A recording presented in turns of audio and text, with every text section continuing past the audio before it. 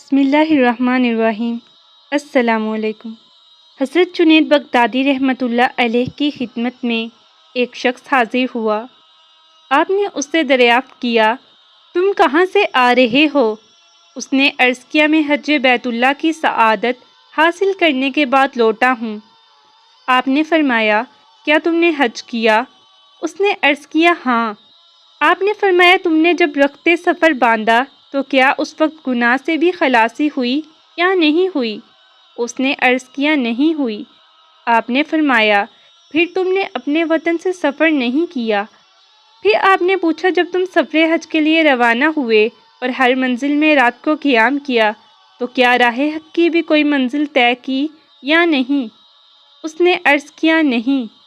آپ نے فرمایا، پھر تم نے کوئی منزل بھی طے نہیں کی؟ پھر آپ نے پوچھا، جب تم نے میقات پر احرام باندھا تھا تو کیا اپنی بشری صفات سے بھی کنارہ کشی کی؟ اس نے کہا، نہیں۔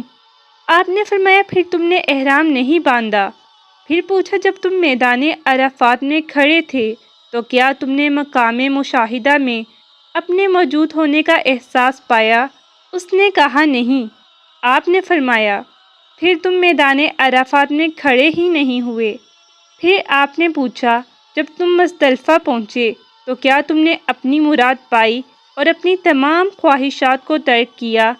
اس نے عرض کیا، نہیں۔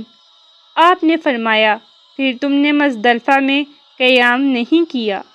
پھر پوچھا، جب تم نے بیت اللہ کا طواف کیا تو کیا باطنی آنکھ سے اللہ جل شانہ کو تمام عیوب سے پاک جاننا اور اس مقام میں جمال خداوندی کے لطائف کا مشاہدہ کیا؟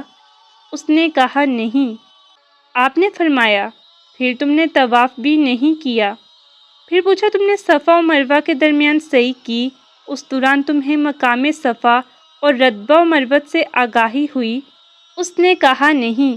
آپ نے فرمایا، پھر تم نے سعی بھی نہیں کی؟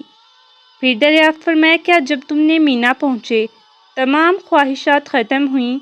اس نے کہا، نہیں۔ آپ نے فرمایا، پھر تم مینا بھی نہیں گئے؟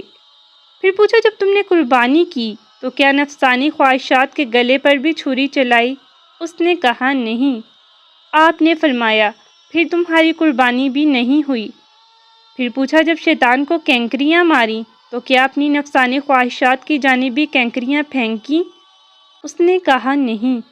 آپ نے فرمایا، پھر تم نے شیطان کو کنکریاں نہیں ماری اور نہ ہی تم نے حج بیت اللہ کی سعادت حاصل کی۔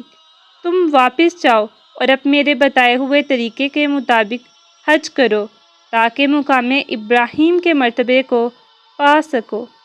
سامعین، حضرت جنید بغدادی رحمۃ اللہ علیہ کا یہ واقعہ ہمیں حج بیت اللہ جیسی بڑی عبادت صحیح انداز میں کرنے کا سلیقہ سکھاتا ہے کہ کیسے ہم حقیقی معنوں میں اپنے رب کو راضی کر سکتے ہیں، نہ کہ ظاہری اعتبار سے دکھاوے کے طور پر۔